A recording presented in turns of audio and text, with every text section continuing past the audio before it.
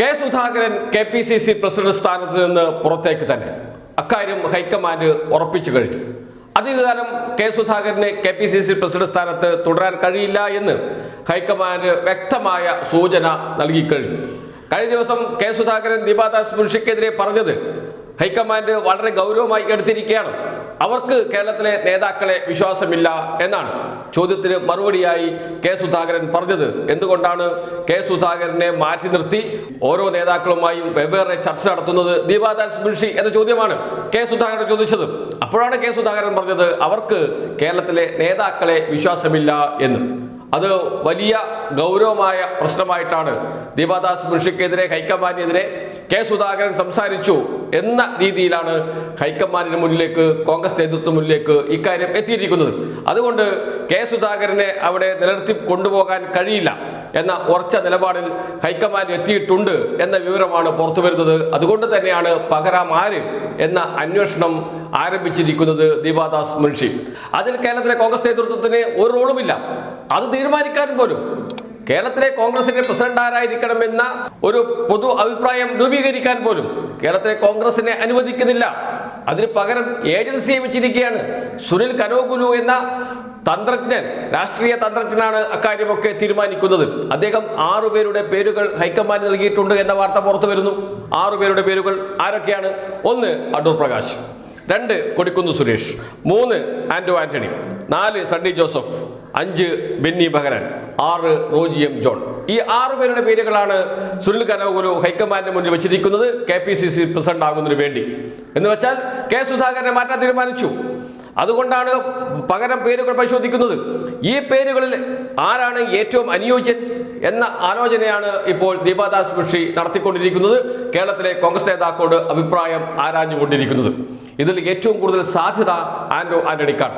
കേരളത്തിലെ കോൺഗ്രസ് നേതൃത്വം എപ്പോഴും സമുദായ സന്തുലനം പാലിച്ചുകൊണ്ടാണ് നേതാക്കളെ നിശ്ചയിക്കുക. KPCC പ്രസിഡന്റ് ഹിന്ദുവാണെങ്കിൽ പ്രതിപക്ഷ നേതാവ് ക്രൈസ്തവ സമൂഹത്തിൽപ്പെട്ട ആളായിരിക്കും, UDF കൺവീനർ മുസ്ലിം സമുദായത്തിൽപ്പെട്ട ആളായിരിക്കും. നേരെ തിരിച്ചും ഈ 3 സമുദായത്തിൽപ്പെട്ട നേതാക്കളാണ് ഇത് വീതിച്ചെടുക്കുക. ആ സമുദായം ഏറ്റവും കൂടുതൽ പിന്തുണ നൽകുന്നത് ആർക്കാണോ അവർക്കാണ് സാധ്യത കൂടുതൽ. അതുകൊണ്ട് തന്നെയാണ് ക്രൈസ്തവ സമൂഹത്തിൽപ്പെട്ട ഒരാളായിരിക്കും, ക്രൈസ്തവ മതവിഭാഗത്തിൽപ്പെട്ട ഒരാളായിരിക്കും KPCC പ്രസിഡന്റായി വരിക. അത് ആന്റോ ആന്റണി ആയിരിക്കും എന്ന വിവരമാണ് പുറത്തു വരുന്നത്. കാരണം ആന്റോ ആന്റണി ക്രൈസ്തവ സമുദായത്തിലെ ഏറ്റവും വലിയ സംഘടനയിൽപ്പെട്ട അംഗമാണ്. അതുകൊണ്ട് തന്നെ അദ്ദേഹത്തെ പരിഗണിക്കാനാണ് കൂടുതൽ സാധ്യത. തൊട്ട് താഴെ തന്നെയുണ്ട് ബെന്നി ബെഹനാൻ, ക്രൈസ്തവ സമുദായത്തിൽപ്പെട്ട ആളാണ്. പക്ഷേ അദ്ദേഹം യാക്കോബൈറ്റ് ആണ്. യാക്കോബൈറ്റ് വലിയ സ്വാധീനമില്ല ക്രൈസ്തവ സമൂഹത്തിൽ. അതുകൊണ്ട് ബെന്നി ബെഹനാന്റെ പേര് അവിടെ തന്നെ വെട്ടി എന്നാണ് കേൾക്കുന്നത്. പക്ഷേ അടൂർ പ്രകാശ് വിടുന്നില്ല.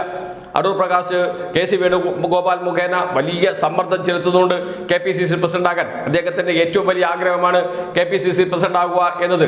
അതിനുവേണ്ടിയുള്ള ശ്രമം അദ്ദേഹം ആരംഭിച്ചു കഴിഞ്ഞിട്ടുണ്ട്. പക്ഷേ അദ്ദേഹത്തിന് തിരിച്ചടിയാകുന്നത് അദ്ദേഹത്തിന്റെ മുൻഗാമികളുടെ ഇടപെടൽ തന്നെയാണ്. VN സുധീരൻ, മുല്ലപ്പള്ളി രാമചന്ദ്രൻ, കെ സുധാകരൻ, ഈഴവ സമുദായത്തിൽപ്പെട്ട 3 KPCC പ്രസിഡന്റുമാർ അടുത്തടുത്ത് ഉണ്ടായിരുന്നു. പക്ഷേ എന്നിട്ടും ഈഴവ സമുദായത്തിൽ സ്വാധീനം ചെലുത്താൻ അവർക്കാർക്കും കഴിഞ്ഞിട്ടില്ല.